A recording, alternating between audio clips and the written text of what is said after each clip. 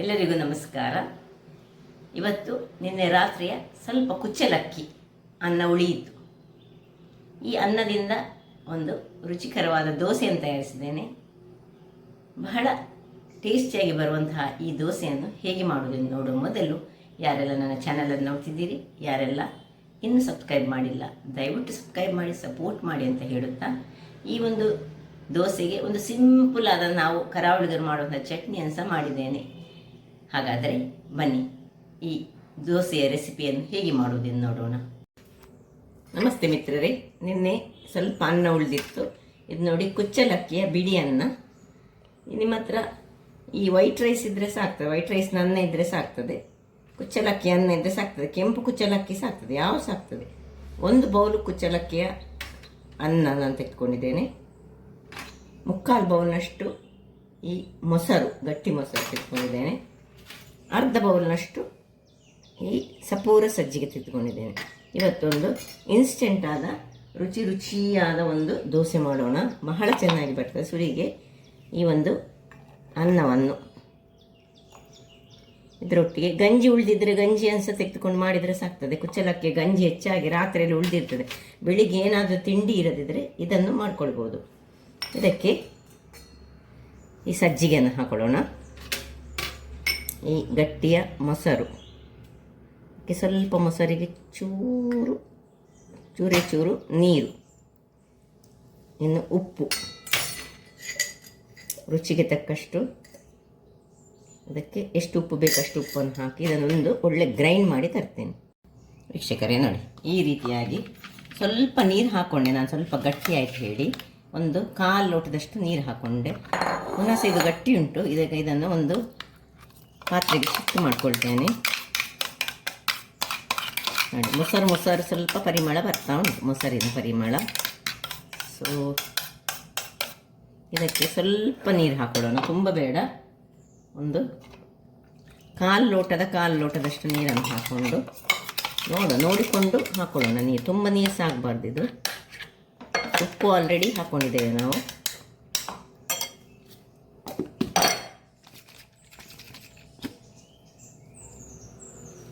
ಇಷ್ಟು ನೀರನ್ನು ಹಾಕ್ಕೊಂಡು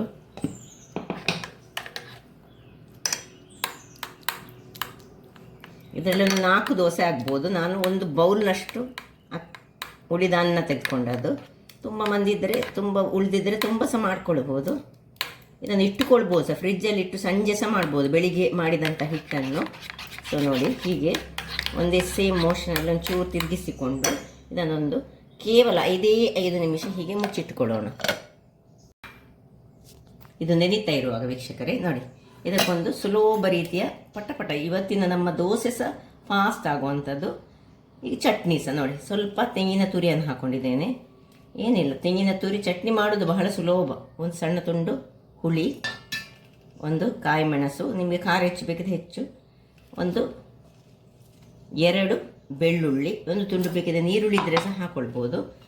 ನನ್ನ ಹತ್ರ ಇವತ್ತು ಈ ತಿಮರೆ ಚಟ್ನಿ ಉಂಟು, ಅದರಿಂದಾಗಿ ಬ್ರಾಹ್ಮಿ ಅಂತ ನಾವೇನು ಕರಿತೇವೆ ಅದು ಉಂಟು. ಅಥವಾ ಕೊತ್ತಂಬರಿ ಸೊಪ್ಪಿದ್ದರೆ ಕೊತ್ತಂಬರಿ ಸೊಪ್ಪು ಹಾಕ್ಕೊಳ್ಳಿ, ಅಥವಾ ಏನಿಲ್ಲದಿದ್ದರೆ ಖಾಲಿ ಒಂದು ಚಟ್ನಿ ಮಾಡಿ, ಅದು ಸಹ ಬಹಳ ಚೆನ್ನಾಗಿ ಬರ್ತದೆ. ನೀರು ಚಟ್ನಿ ಆದರೆ ಇನ್ನೂ ಸಹ ಬಹಳ ಒಳ್ಳೆಯದು.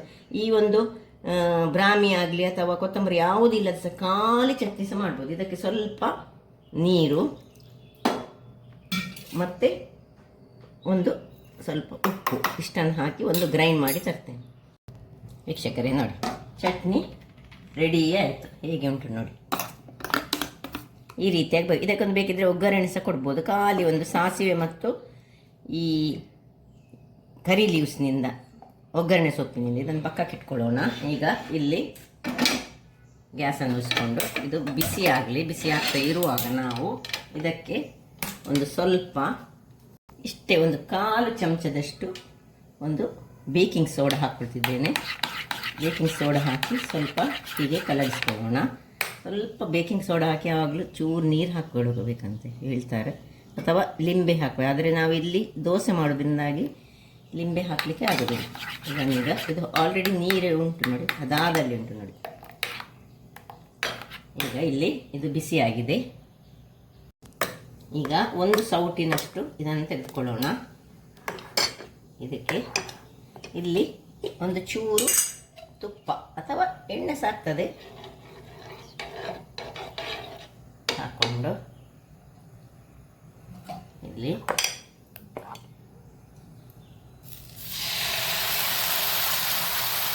ಈಗ ಏನು ಇದನ್ನು ಮುಚ್ಕೊಳ್ಳಿಕ್ಕಿಲ್ಲ, ಇಷ್ಟೇ ಜಸ್ಟ್ ಹಾಕ್ಕೊಳ್ಳೋದು, ಇನ್ನು ಮುಚ್ಚಳವನ್ನು ಮುಚ್ಕೊಳ್ಳೋದು. ಇದಿಲ್ಲ ಆಗ್ತಾ ಇರುವಾಗ ಇದಕ್ಕೊಂದು ರಪ್ಪ ನಾನು ಒಂದು ಒಗ್ಗರಣೆಯನ್ನು ಸಹ ರೆಡಿ ಮಾಡಿಕೊಂಡೆ ನೋಡಿ. ಏನಿಲ್ಲ, ಸಾಸಿವೆ ಪ್ಲಸ್ ಉದ್ದಿನಬೇಳೆ ಮತ್ತು ಕರಿಬೇವಿನ ಸೊಪ್ಪು ಬಹಳ ಚೆನ್ನಾಗಿ ಬಂತು. ಈಗ ದೋಸೆ ಹೇಗಾಯ್ತು ನೋಡೋಣ. ಸ್ವಲ್ಪ ಬೇಕಿದ್ದರೆ ಇದನ್ನು ಅಡಿಮೇಲೆ ಮಾಡ್ಕೊಳ್ಬೋದು, ಇಲ್ಲದಿದ್ದರೆ ಹೀಗೆ ಸೀದ ಸಹ ತೆಗೆದುಕೊಂಡು ತಿನ್ಬೇಕು, ತುಂಬ ಸ್ಮೂತ್ ಆಗಿರ್ತದೆ. ನಾನು ಇದನ್ನು ಅಡಿಮೇಲೆ ಮಾಡಿಕೊಡ್ತಾ ಇಲ್ಲ ನೋಡಿ, ಹೀಗೆ ಬಂದಿದೆ, ಸ್ಮೂತಾದ ದೋಸೆ ರೆಡಿ ಆಯಿತು. ಹೀಗೆ ಅದೇ ರೀತಿ ಇನ್ನೊಂದು ಸರ್ತಿ ಸುರಿಗೆ ಸ್ವಲ್ಪ ತುಪ್ಪ ಮತ್ತು ಒಂದು ಸೌಟು ಬೇಕು, ದೊಡ್ಡ ದೋಸೆ ಬೇಕಿದ್ದರೆ ಸ್ವಲ್ಪ ಹೆಚ್ಚು ಹಾಕ್ಕೊಳ್ಬೋದು, ಸ್ವಲ್ಪ ಹೀಗೆ ಸಹ ಮಾಡ್ಕೊಳ್ಬೋದು ಬೇಕಿದ್ದರೆ, ರೌಂಡ್ ಬರಬೇಕಂತ ಇದ್ದರೆ. ಹೀಗೆ ಮುಚ್ಚಿಟ್ಕೊಂಡು ಬೇಯಿಸ್ಕೊಳ್ಳೋಣ. ವೀಕ್ಷಕರೇ ಇಲ್ಲಿ ನೋಡಿ, ಎರಡನೇ ದೋಸೆ ಸಹ ರೆಡಿ ಆಯಿತು ನೋಡಿ. ಇದು ಟೆಕ್ಸ್ಚರ್ ಹೇಗೆ ಉಂಟು ನೋಡಿ, ಇದರದ್ದು ಸಹ ಹಾಗೆ ನೋಡಿ, ಇದು ಸಹ ಹಾಗೆ. ಇದು ಬೇಕಿದ್ದರೆ ಅಡಿಮೇಲೆ ಸಹ ಮಾಡ್ಕೊಳ್ಬೋದು, ಅಂದರೆ ತಿರುವಿ ಸಹ ಹಾಕ್ಕೊಳ್ಬೋದು, ಬಹಳ ಚೆನ್ನಾಗಿ ಬರ್ತದೆ. ಹಾಗಾದರೆ ನೋಡಿದ್ರಲ್ಲ ವೀಕ್ಷಕರೇ, ಒಂದು ಅನ್ನ ಉಳಿದ್ರೆ ಸಹ ನಾವು ಈ ದೋಸೆಯನ್ನು ತುಂಬ ಸುಲಭ ರೀತಿಯಲ್ಲಿ ಮಾಡ್ಬೋದು ನೋಡಿ. ಈ ರೀತಿಯಲ್ಲಿ ಸಹ ಹೀಗೆ ಮಡಚಿಸಿ ಇಟ್ಕೊಳ್ಬೋದು, ಬಹಳ ಚೆನ್ನಾಗಿ ಬರ್ತದೆ. ಹಾಗಾದರೆ ನನ್ನ ಈ ಕುಕಿಂಗ್ ಚಾನಲ್ ನಿಮಗೆ ಇಷ್ಟ ಆದರೆ ಬೋಳೂರು ಸುವರ್ಣ ಚಾನಲನ್ನು ಲೈಕ್ ಮಾಡಿ, ಶೇರ್ ಮಾಡಿ ಹಾಗೂ ಸಬ್ಸ್ಕ್ರೈಬ್ ಮಾಡಿ, ಹಾಗೂ ನನ್ನ ಇನ್ಸ್ಟಾಗ್ರಾಮ್ ಪೇಜನ್ನು ಫಾಲೋ ಮಾಡಿ. ಧನ್ಯವಾದಗಳು.